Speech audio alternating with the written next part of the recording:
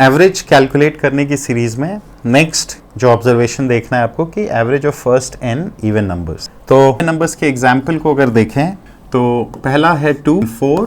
6, 8, ऐसे करके ये n टर्म्स तक हैं। ठीक, अब हमने ये देख रखा है कि sum of the first n natural number यानी कि 1 + 2 + 3 + 4 से लेके अगर ये n टर्म्स तक होगा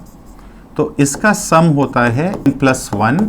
अपॉन, ये बात हमें पता है और ये अभी हम करने वाले हैं। तो इसको बेसिक से जाते हैं, हमें इनको ऐड करना होगा क्योंकि एवरेज की जो फॉर्मूले है वो है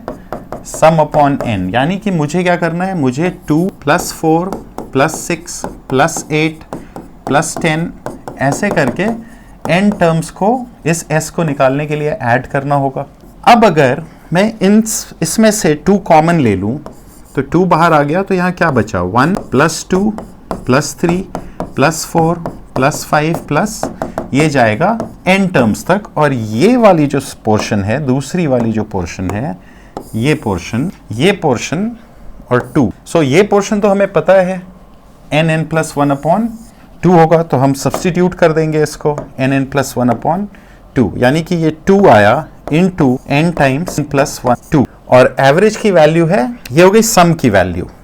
और एवरेज की वैल्यू है सम डिवाइडेड बाय n, सो ये है सम की वैल्यू, ये पूरी जो एडिशन है तो ये है s की वैल्यू, तो s अपॉन n करेंगे तो यहाँ पे अपॉन n आ जाएगा, तो 2 cancels, n cancels, n cancels, यानी कि एवरेज वैल्यू आई n+1 की, यानी कि अगर n इवन नंबर्स हैं, फर्स्ट n इवन नंबर्स हैं, तो एवरेज वैल्यू होगा n+1, यानी अपने डेटा को लेते हैं कि ये अगर डेटा जाती तक, अगर ये डेटा रहती 2, 4, 6, 8, 14, 16, 18, तो 2 हटा दो तो 1, 2, 3, 4, 5, 6, 7, 8, 9 इवन नंबर्स हैं, यानी कि 9 इवन नंबर्स का हमने निकाला एवरेज होगा 9+1 10, सीधा सीधा, ये कॉम्प्लिकेटेड ढंग से। अगर सीधा सीधा देखना है तो AP ही, यानी कि अगर 18 है तो 18 + 2